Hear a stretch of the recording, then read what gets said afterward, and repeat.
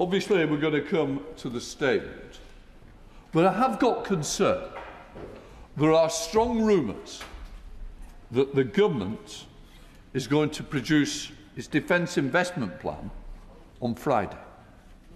That will be an utter disgrace and an utter kick in the face to the members of this House. I would say to Downing Street, government's responsibility of the Ministerial Code states major announcements should be made here. Once again, this may be speculation, and I'm sure it will be corrected, but I will be appalled if it is done on a Friday when members have been waiting so long. This is all parties, including the government benches, who have great interest in the defence plan. We all have jobs. We all have people who serve in the armed forces. So surely we must end this speculation and treat this House with the respect that members were elected here to. Yeah. Once again, it seems to me we are becoming second-class citizens with the government. I don't want that to be the case, and I hope that I'm going to be proved wrong. Right, let us come to the urgent question. Chef Secretary of State. Thank you, Mr. Speaker. To ask the Secretary of State for Defence if he will make a statement on the Defence Investment Plan. Minister. Thank you, Mr. Speaker. As the Prime Minister set out today at Prime Minister's Questions and the Defence Secretary outlined just last week, we will publish the Defence Investment Plan ahead of the NATO summit in just a few weeks' time. The Prime Minister, Defence Secretary and all the Defence team are determined to get the DIP right, to ensure we deliver the best equipment and technology into the hands of our frontline forces, investing in and growing the UK economy.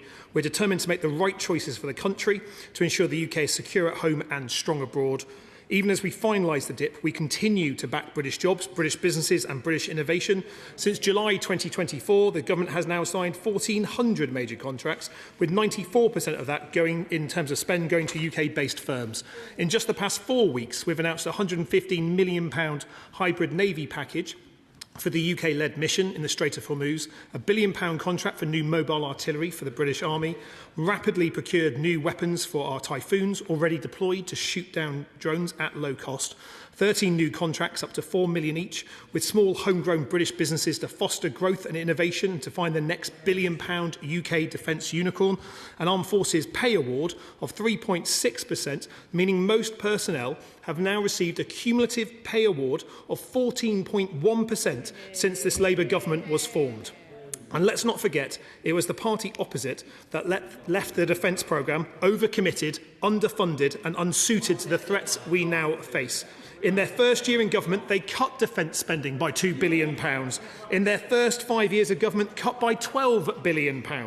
This Labour government is rearming and renewing our armed forces and ending the Tory hollowing out, spending over £11 billion more this year on defence than the last year of the Conservative government. Our defence investment plan, delivering our strategic defence review, will put that right.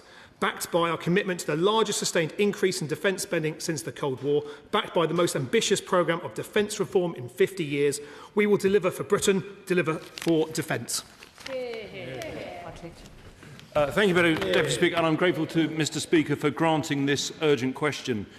Before I begin, may I pay tribute to the 3 Royal Navy personnel who tragically died in a helicopter crash last week, and we offer our heartfelt condolences to the families from this side of the House. Now, after months of delay, Madam Deputy Speaker, there has been very considerable speculation that the Defence Investment Plan will finally be delivered this week. Is that the case? Specifically, and to echo what Mr. Speaker just said, there has also been considerable speculation that the DIP may be published on Friday. Madam Deputy Speaker, as Mr. Speaker said, this House is not sitting on Friday. Let's be clear, with war on 2 fronts, this is not just another government publication, but given the context, a vital moment for our country and for this Parliament. So does the Minister understand that it would be totally unacceptable to all colleagues if the Defence Investment Plan was published on a day when the House is not sitting? Biggest sign you don't back your own plan. So can he explicitly confirm when he gets up that the Defence Investment Plan will be published when the House is sitting? Now, Madam Deputy Speaker, you need no reminding of the total shambles in this chamber last June when Labour published their strategic defence review, giving advance sight of the market-sensitive document to the defence industry from 8 a.m. that morning, while I, as Shadow Defence Secretary, never got to see a copy before responding to it from this dispatch box. So can the Minister also give all colleagues on all sides an absolute assurance that whenever the DIP is published, before the actual document itself is shared with any other external stakeholders, first sight will be reserved for members of this House? Now, Madam Deputy Speaker, there's a reason the DIP has been delayed so long, and that's because Labour still haven't worked out how to pay for it. But former Labour Defence Secretary George Robertson and their former Labour Prime Minister Tony Blair both know the answer. They should cut welfare to fund defence.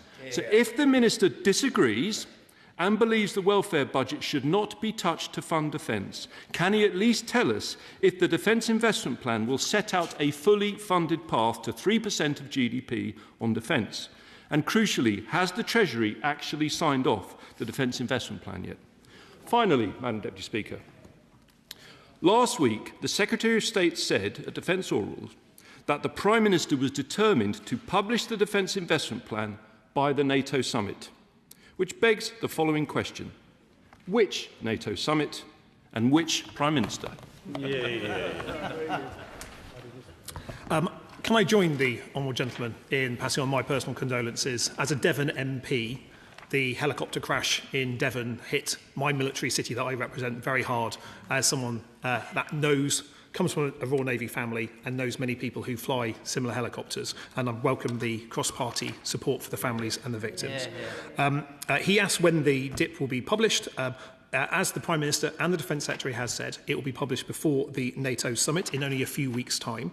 The few weeks' time piece should have answered his final question, but I understand he wanted to get that for his social media clip, so perhaps instead of knowing the answer, he would already have it.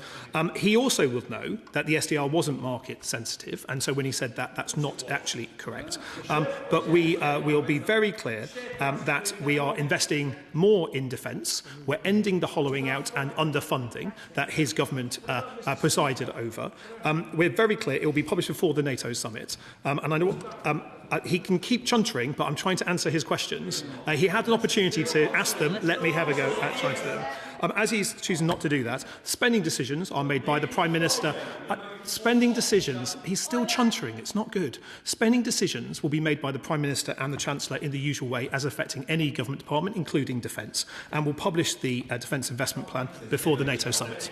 Select Committee Chair Tamsin Dessy. Thank you very much, Madam Deputy Speaker. And I associate myself with the comments of the Minister and the Shadow Defence Secretary, and my heartfelt condolences and sympathies with the families of our brave service personnel who have sadly perished.